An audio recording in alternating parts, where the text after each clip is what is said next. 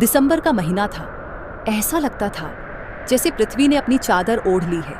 सभी दिशा में सिर्फ बर्फीली ठंडी ठंडी हवाएं चल रही थी और बहुत जोर का ठंड लगता था। सुबह सुबह जब गांव को कोहरा पूरी तरह से घेर लेता था, रात होते ही ठंडी और अपनी चरम पे आ जाती थी, जहां ठंड लोगों को कप कपा देती थी। इस ठंड में एक गांव जिसका नाम लल्लनपुर था, उस गांव में मंगरू नाम का एक गरीब किसान अपनी झोपड़ी में अपनी पत्नी के साथ अपना गुजर बसर करता था। जहां और उसकी पत्नी को जमींदार काम से निकाल दिया, तब वो बोलती है, अब क्या होगा जी? जमींदार ने काम से निकाल दिया और ऊपर से ठंडी रुकने का नाम नहीं ले रही है और दूसरा कोई काम भी नहीं मिल रहा है।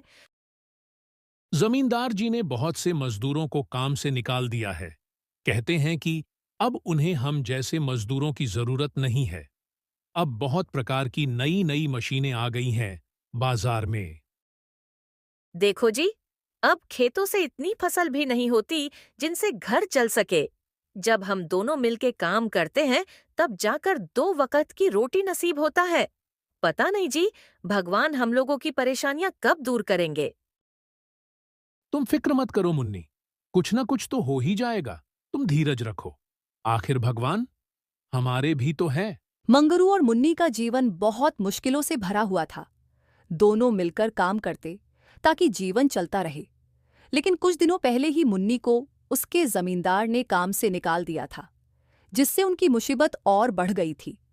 उनका घर एक सिर्फ छोटी सी झोपड़ी थी, जो ठंडी और बर्फीली हवाओं को रोक नहीं पा रही थी। मंगरू दिन भर खेतों में काम करता था और मुश्किल से अपने परिवार का भरण पोषण किया करता था। इस बार ठंड बहुत खतरनाक थी और मंगरू के पास न तो गर्म कपड़े थे, न ही कोई जुगाड़ जिससे वह अपनी घर को गर्म रख सके।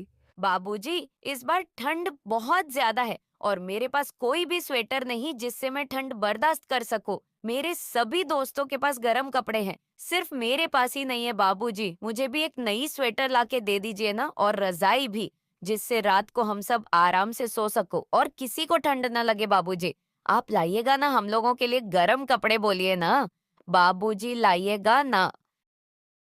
हाँ बेटा, मैं तुम्हारे लिए जरूर नई स्वेटर मौजा और जूते भी लाऊंगा।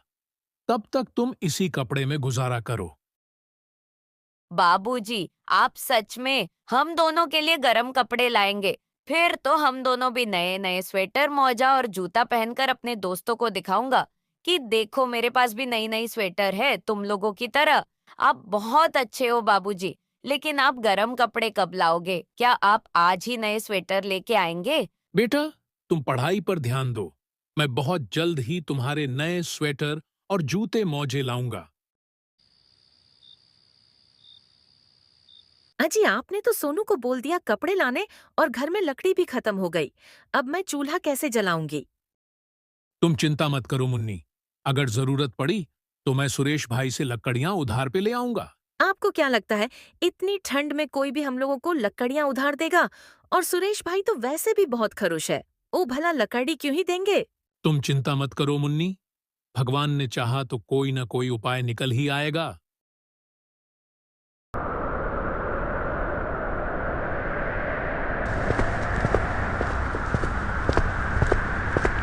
मैंने तो घर पे सभी को बोल दिया है, लेकिन मुझे कुछ समझ नहीं आ रहा है। स्वेटर और लकड़ियां की बंदोबस्त कहां से करूं? ये गरीबी बहुत तड़पाती है। आज के इस महंगाई भरी दुनिया में हर एक दिन निकालना ऐसा लगता है जैसे कि तालाब का पानी लौटे से निकालना। मैं आज अपने आप को बिल्कुल असहाय महसूस कर रहा हूं। मुन्नी सही कहती है, ऐसे समय में हैं कहां से ये सभी चीजों की बंदोबस्त कर पाऊंगा। कहां जाऊं, किससे मदद लूं, कुछ समझ नहीं आ रहा है भगवान, अब तो मेरी सुन लो।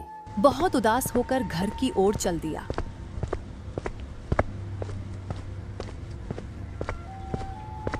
घर पहुंचते ही देखता है उसकी दोनों बच्चे ठंड से कांप रहे थे।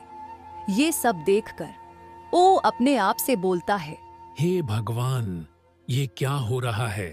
मेरे ही बच्चे मेरे आंखों के सामने ठंड से ढूंढ रहे हैं और मैं सिर्फ देख रहा हूं।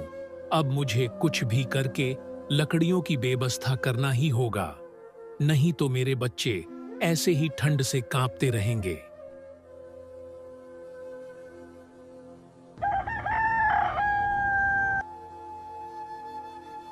अगली सुबह वो गांव के सबसे अमीर आदमी के पास गया और बोला, भैया, इस ठंड में मेरा गुजर बसर नहीं हो पा रहा है। मेरे दोनों बच्चे ठंड से कांप रहे और कृपया मुझे थोड़ी सी लकड़ियां दे दीजिए। तुम लोगों को क्या लगता है मैं यहाँ धर्मशाला खोल रखा हूँ जो सुबह सुबह तुमको लकड़ियां दे दूं? चुपचाप यहाँ से चलो, जाओ और दोबारा कभी मत आना, नहीं तो ठीक नहीं होगा। इतना सब कुछ सुनने के बाद वो चुपचाप वहां से निकल गया। वह बिल्कुल उदास होकर घर की ओर चल पड़ा। रात का समय उस रात ठंड इतनी भयानक थी कि उस अमीर आदमी के घर भी बहुत ठंड लग रही थी। ओ अमीर आदमी, उसने जो आज मंगरू के साथ किया वह सब सोच रहा था। उसी वक्त बहुत जोर से बारिश शुरू हो गई और उस आदमी को जोर से ठंड लगने लगी। तब उसको एहसास हुआ कि उसने मंगरू के साथ कितना गलत किया। तब बोलता है, भगवान, मैंने आज क्या कर दिया बेचारा। मंगरू इस ठंड में कांप रहा होगा और उसको मैं डांट कर भगा दिया। भगवान मुझे कभी भी माफ नहीं करेंगे। मैं कल सुबह ही उसके घर जाकर उसको काम भी दूंगा और लकड़ियां भी दूंगा। अगली सुबह वह आदमी सुबह सुबह ही मंगरू के घर की ओर चल दिया।